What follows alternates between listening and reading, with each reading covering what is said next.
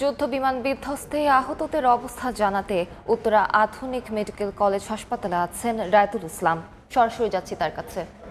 এই বিমান দুর্ঘটনা এখন যেন উত্তরায় শোকের ছায়া নেমে এসেছে। এখন পর্যন্ত এই উত্তরা যে আধুনিক হাসপাতালটি রয়েছে সেই হাসপাতালের ঠিক মূল ফটকের সামনে আমরা দেখতে পাচ্ছি যে উৎসুক জনতার ঢল নেমেছে এবং এখন পর্যন্ত মানুষের একটা অধীর আগ্রহের সাথে অপেক্ষায় রয়েছে ভেতরে কি অবস্থা চলছে বা যারা আহত হয়েছে তাদের অবস্থায় বা এখন কি রয়েছে। এতে করে গণমাধ্যম কর্মী সহ বিভিন্ন শ্রেণী পেশার মানুষ এখানে জড়ো হয়েছে। আইন শৃঙ্খলা বাহিনী যারা আছেন তারা কিন্তু পুরো সড়কটি আসলে ক্লিয়ার করার চেষ্টা করছেন, কিন্তু উৎসুক জনতা বারবারই আসলে তারা মাঝপথে এসে সড়কটি বন্ধ করে এবং মূল ফটকটি আসলে বন্ধ করে দিচ্ছেন।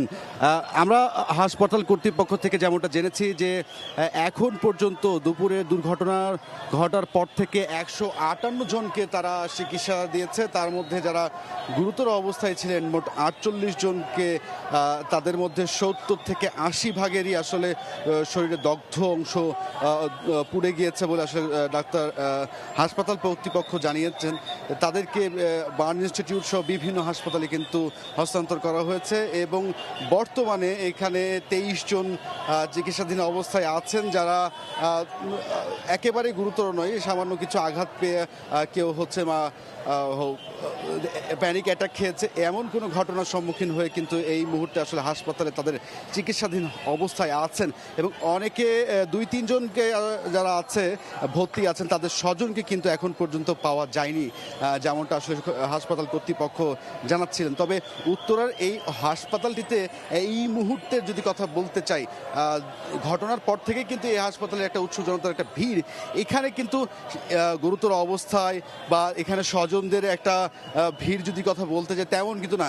সবাই আসলে সাধারণ জনগণ, সাধারণ মানুষ, তারা আসলে এই ঘটনাকে কেন্দ্র করে ভেতরে হয়তো বা কোনো বড় ধরনের ঘটনা ঘটছে বা কি আছে, কারো অনেক মানুষ মারা গেছে এমন কিছু ঘটনার আসলে দৃষ্টিকোণ থেকে তারা এখনও এই হাসপাতালটির সামনে ভিড় করছে।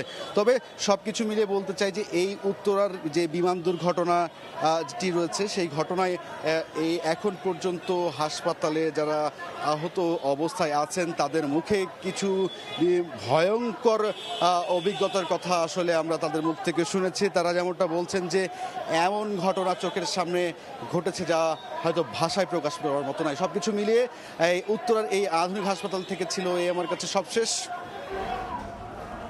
সরাসরি যুক্ত ছিলাম উত্তরা আধুনিক মেডিকেল কলেজ হাসপাতালে।